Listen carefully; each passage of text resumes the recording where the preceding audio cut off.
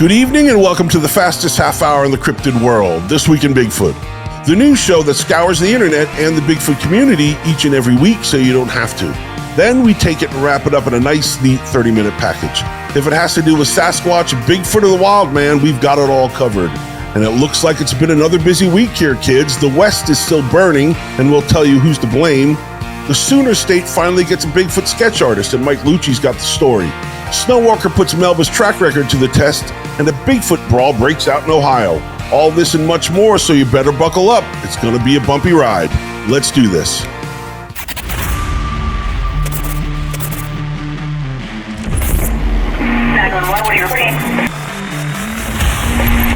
With someone or something crawling around out here.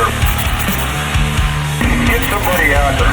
What's going on now, sir? That son of a bitch is about 6'9", I don't know. He's all black and big. He is big.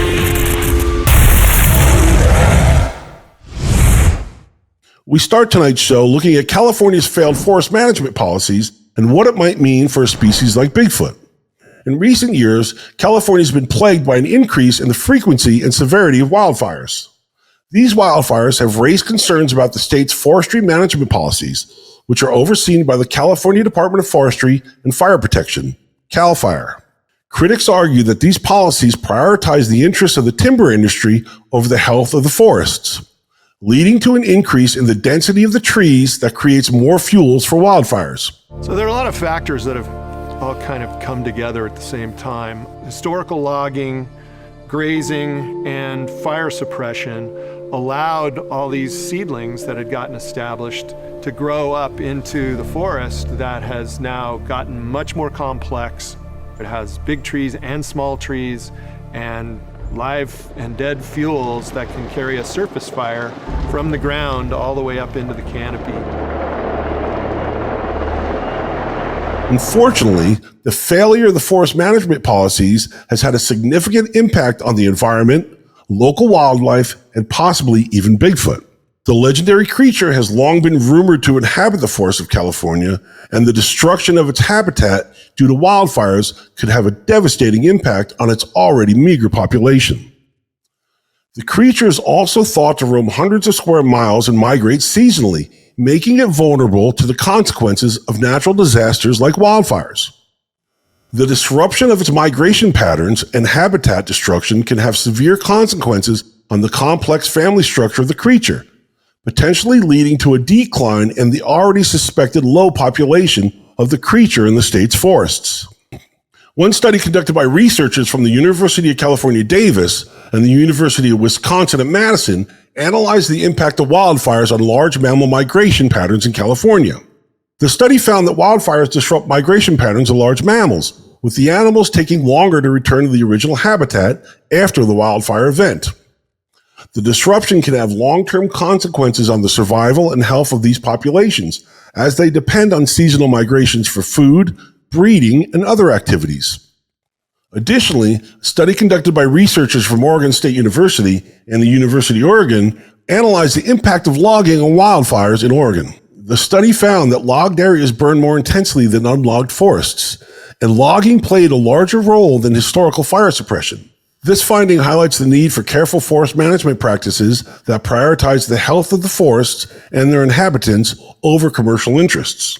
Despite the urgent need for better forest management practices, only about 10% of CAL FIRE's budget is allocated to forest management and fire prevention. An underlying conflict of interest is that CAL FIRE logs primarily to generate revenue to fund its resource management activities and to fund its logging. The yearly wildfires in California have a significant impact on the state's large mammal populations. The loss of habitat and food sources can be devastating to these animals, which can have a cascading effect down the entire ecosystem. However, Mother Nature has a strange way of working things out, as some species have developed survival strategies to cope with wildfires, providing hope for their long-term survival. For example, black bears are known to seek refuge in water sources such as streams and lakes during wildfires. They also move to areas that have already been burned where they are able to find food sources. Some predators and even opportunistic omnivores like bears succeed greatly at the edge of the fire because they're getting more food opportunities from the other animals trying to escape. We can only hope that Bigfoot follows suit. California's forest management policies need to prioritize the health of the forests and their inhabitants over commercial interests and logging company money. The failure of these policies has already had a severe impact on the environment, local wildlife, and most likely Bigfoot. And urgent action is needed to protect this elusive and legendary creature in the forests of California. Up next, Mike Luci connects the dots between Bigfoot and pop culture. Mike? While turning Bigfoot into a pop culture icon, the Patterson-Gimlin film seemingly incited a frenzy of subsequent cryptid reports. For context, this timeline shows 27 notable encounters in North America that all happened within 10 years of the Patterson-Gimlin film. You appear to see this peculiar cause-effect paradigm in other cryptid reports, like the Lac de Sponsor, for instance. After one couple's infamous 1933 sighting and the Surgeon's Photos publication in 1934, a slew of Nessie sightings were reported over the following years, essentially becoming the starting point of modern-era reports.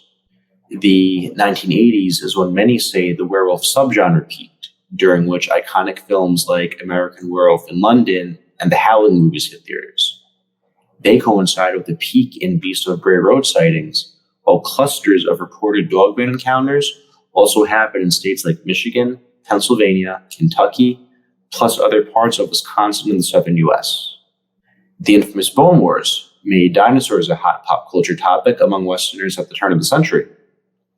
This was also when reports of modern dinosaurs like Mokele Mbembe, the Partridge Creek monster, pterosaurs, and 40-foot crocodiles started coming out of the Congo, Amazon basin, even in the southwest U.S. and Arctic tundras. A more modern example lies in reports of lesser-known cryptids called crawlers.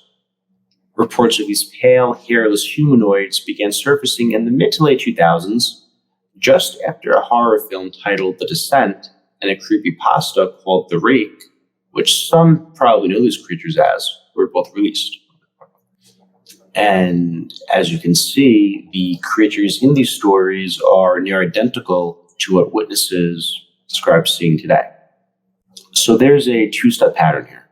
It starts with a prominent cryptid-related pop culture event, which is then followed by a noticeable rise in additional cryptid reports. Now, it appears like these specific events served as a sort of inadvertent call to action. While the study's findings seems to have made that specific part quite evident, what we should be wondering is who exactly answered that call. Were actual witnesses inspired to come forward with their stories, or were emboldened hoaxers merely trying to replicate that same degree of success and notoriety? And as promised, here's the update for the Legend Meets Science 2 Kickstarter. You can see we've gained ground. We're up almost to 21 grand, so let's keep going. On April 25th at 2:30 in the afternoon, the police in Portsmouth, Ohio were called to the Burger King at 2221 Gallia Street after a witness reported an argument between a panhandler and another man in the parking lot outside the restaurant. Looked like two gentlemen and one lady out in the front of Burger King, fist fighting. When the police arrived on scene, the officers discovered the argument centered around the two men's belief in Bigfoot. Apparently, one man subscribed to the flesh and blood theory, while the other was a Wu paranormal Bigfoot fan. Police quickly stepped in and explained if they continued to escalate into physical violence, they'd both be spending the night in the rundown Portsmouth jail. Speaking of Bigfoot making the news, it was just 15 years ago in New Hampshire where Bigfoot was accused of something a little bit more serious. Let's take a look at a flashback reel. 57-year-old Gene Morrill will serve 20 years in prison for molestation charges.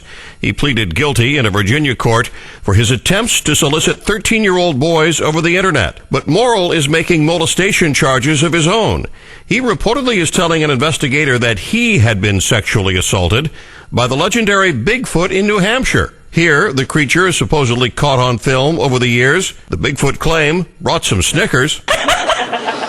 Are you serious? I think he's an idiot. I take him very seriously because I know that Mr. Morrill has issues. The Fredericksburg Freelance Star newspaper reports Morrill's mental health became an issue that his defense used to seek leniency from the judge. I've had a few that claimed abuse, but never by a mythical creature. Hey, this is Chuck Larson. You're watching the CARC channel on YouTube.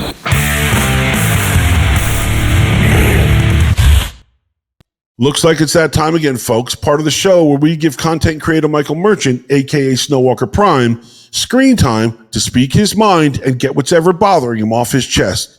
God knows how we were ever talked into that. We call it 2 Minutes With.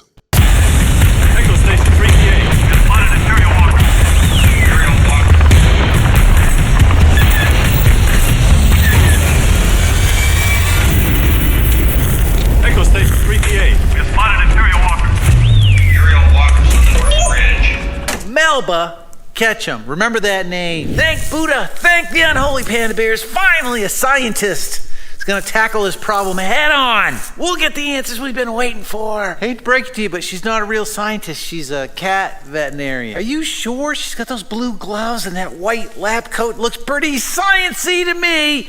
I think you're jealous. No, and she got a F rating by the Texas Better Business Bureau for her inability to sequence cat DNA.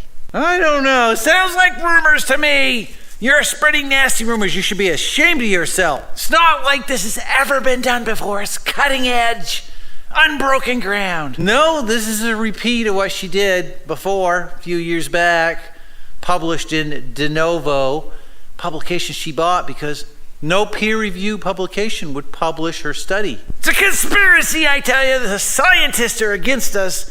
The government's paying them. They don't want DNA to prove the existence of Sasquatch. That's all it is. It's not her ineptitude. No, it's them, they're against her. I'm sure it's not going to take long. It only takes, a week or two on 23andMe, Ancestry.com. They send that results right back. It's just going to be right around the corner. It's just going to happen. Be like a month. Maybe take a month to sequence the Sasquatch. Shouldn't take very long at all. Our last attempt dragged on for over 5 years. Jeez, that seems like an awful long time to wait. I don't know if I have 5. Are you sure? You're awful negative. I guess we'll just have to wait and see. Wait and see, good sir. Not gonna be like last time. Nope. Totally different. Totally different. Just need some convincing video like that sleeping Matilda, where we could count the breaths of the delicate little creature that no one ever heard from again. It was completely habituated. Biologist, right there, counting the breaths. The sleeping Sasquatch. Sasquatch looks exactly like a Wookiee mask. Who knew? George Lucas, he knew.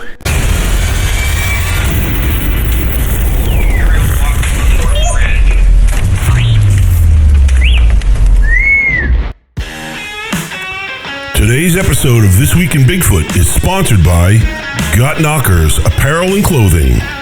From hoodies and caps to soaps, keychains, and bats, Got Knockers has everything you need to show your love of Bigfoot. For more information and to shop their items, be sure to visit the Got Knockers page on Facebook at facebook.com/Got Knockers. Hey, Got Knockers?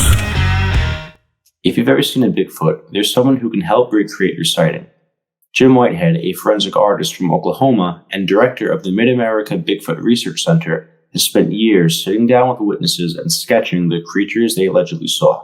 Of all the people taking advantage of a lovely Earth Day afternoon at Adair Park in the town of Stillwell, Oklahoma, so I was able to see both of them. These two men might not garner a second look. Which foot was facing you? Unless you got close enough to eavesdrop on their conversation. And then the front one was right here. Specifically, D.W. Lee's description of what he saw a few years ago. My headlight went and caught 2 Bigfoot carrying about a 300-pound calf. Lee has told his story of encountering 2, maybe 3 large hairy creatures before, but never in this context. Never as someone like Jim Whitehead listened and brought the traumatic experience to life. Yeah. Longer hair on the head, you kind of mentioned that. Yeah, kind of makes me shiver a little bit from the whole encounter, you know.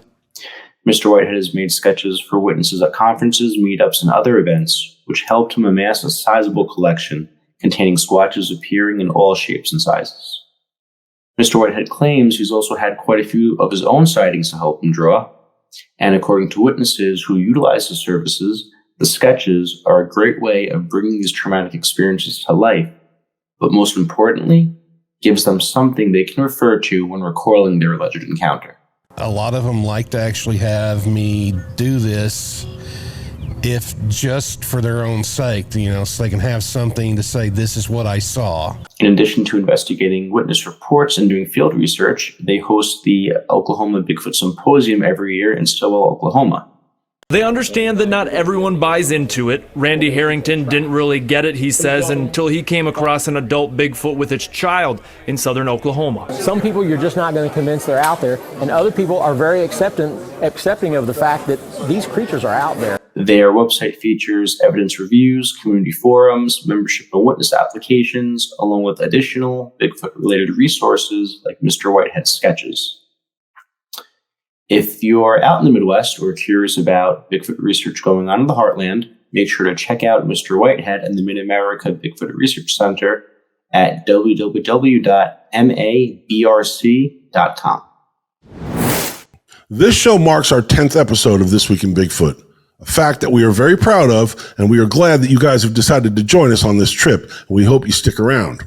That being said, we figured it's time to take a peek on the other side of the paranormal fence for just a moment. The Pentagon released 3 new declassified videos of UFOs last week in the skies above Southeast Asia and in the Middle East during a Senate hearing last Wednesday. The footage, captured by U.S. military drones, shows a trio of strange objects zooming across the skies above active military zones. Officials don't seem to know anything about what these objects are or where they're from, Dr. Sean Kirkpatrick, the director of the Pentagon's new agency in charge, revealed as he played the videos during a Senate Committee on Armed Services hearing. By its very nature, the UAP challenge has for decades lent itself to mystery, sensationalism, and even conspiracy.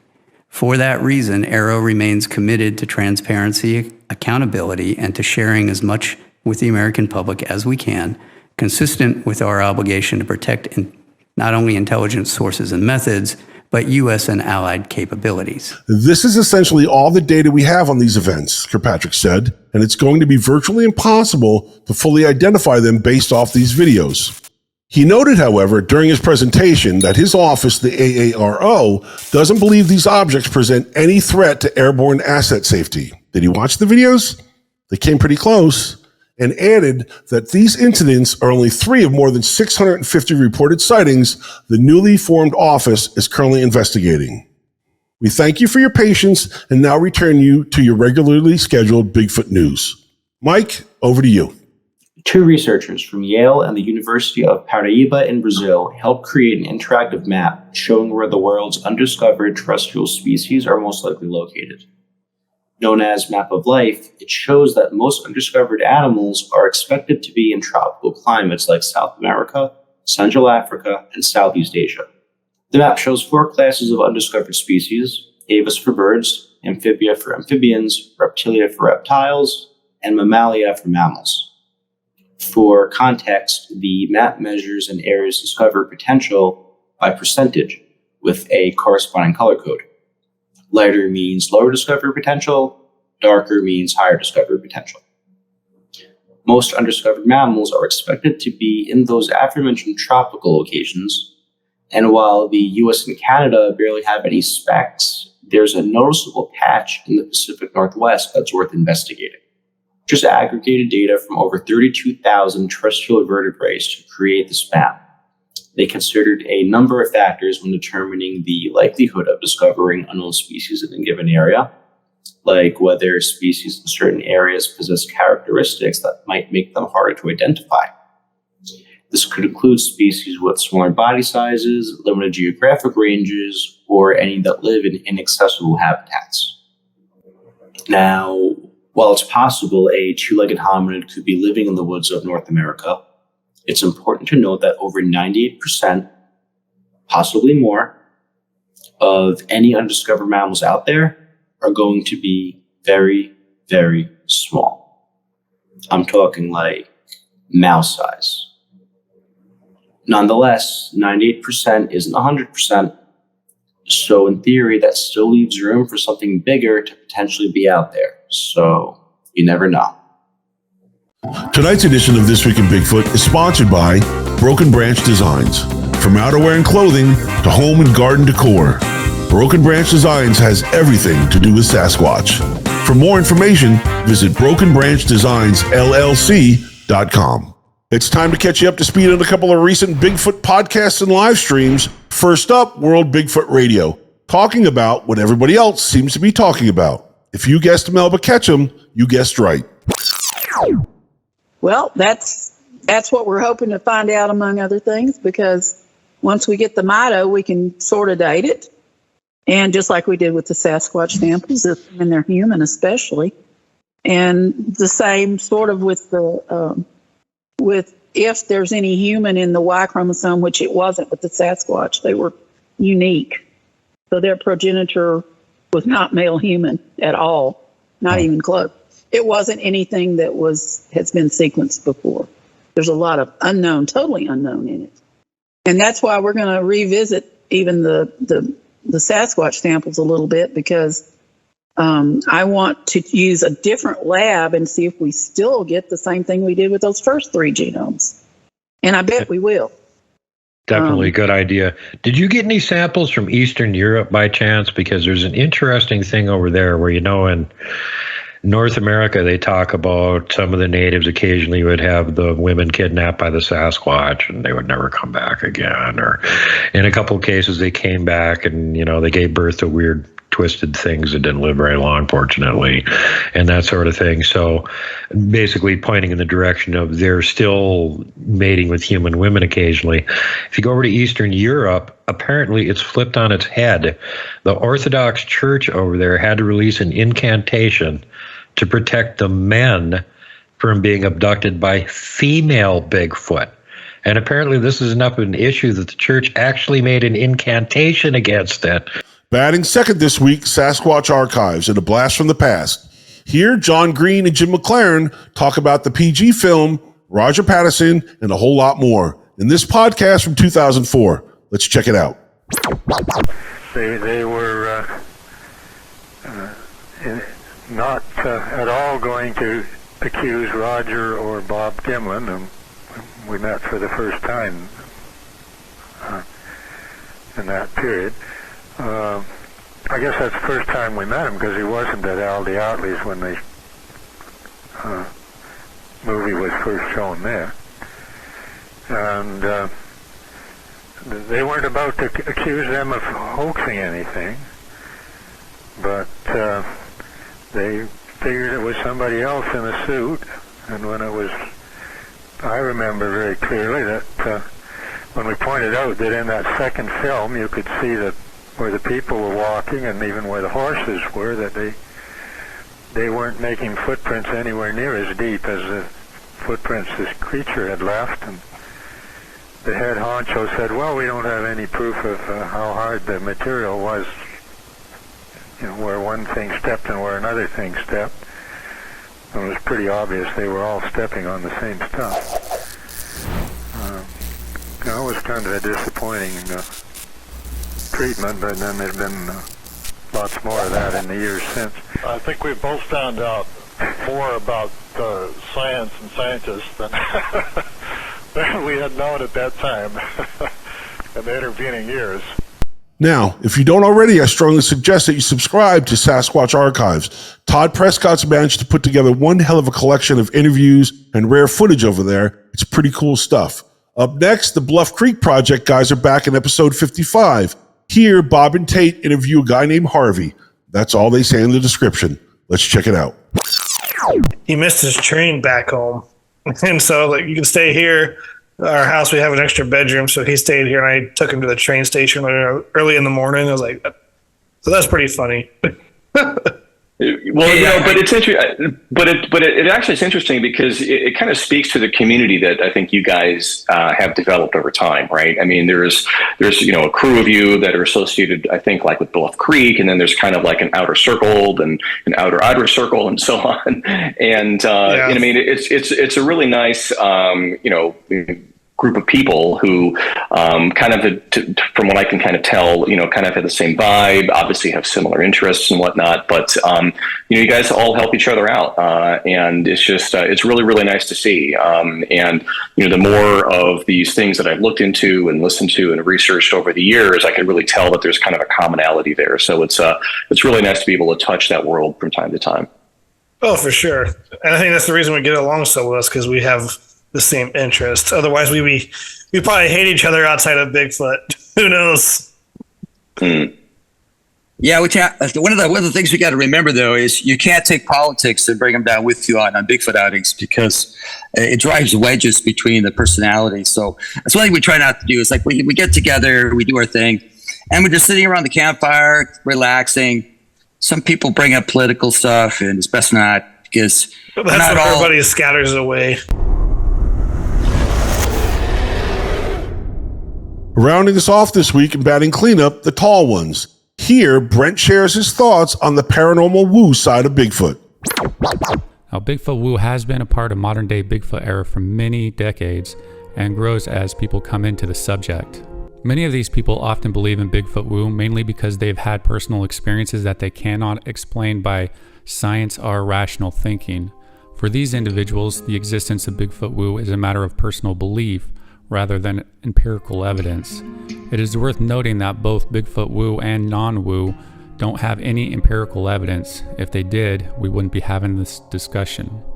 Native American cultures, for example, have long-standing beliefs with the tall ones. They are often seen as sacred, powerful beings that have the ability to heal, protect, and even harm humans. Many Native American tribes believe that Sasquatch is the guardian of the forest and that it plays an important role in maintaining the balance of nature. When I first got into this subject, I was actually Wu curious and really got to know the metaphysical aspect of the subject. But due to some of the personalities and the lack of evidence, I continued on my journey. I'm always open to the Wu belief. It's just one of those things where you have to experience it yourself in order to fully understand it and process it. For me personally, I really don't care what someone's beliefs are.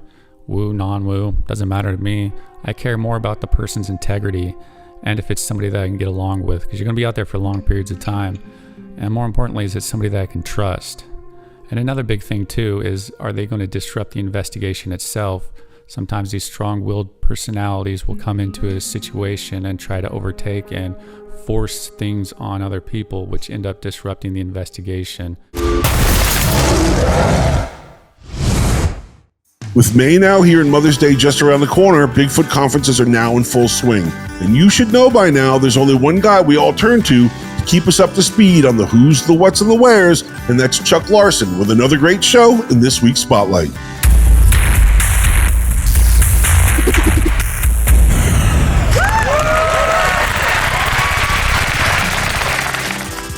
The 2023 Smoky Mountain Bigfoot Festival is scheduled for tomorrow, May 6th, 10 a.m. to 6 p.m.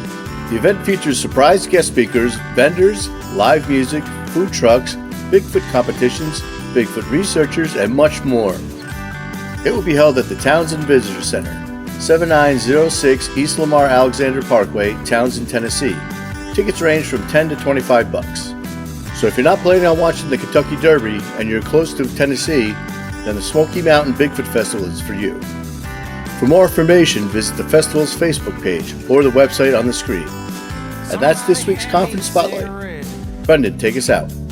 All right, folks, looks like all good things must come to an end. We're all out of time for this week. I'd like to thank you for watching and remind you to like and share everything we do here at the Catskill Appalachian Research Collective. And if you have any questions or comments or maybe a story for the show, you can always drop us a line at ThisWeekinBigfoot Newscast at gmail.com. Now, we'll be off next week as Mike will be on an investigation and I'll be up in Warren County filming the final interviews for our Taken documentary. So we won't be back until Friday, May 19th. So until then, for Mike Luci and Chuck Larson, I'm Brendon Brown reminding you that when it comes to getting your Bigfoot news, be informed, not biased. Be good and we'll see you in 2 weeks. Bye-bye.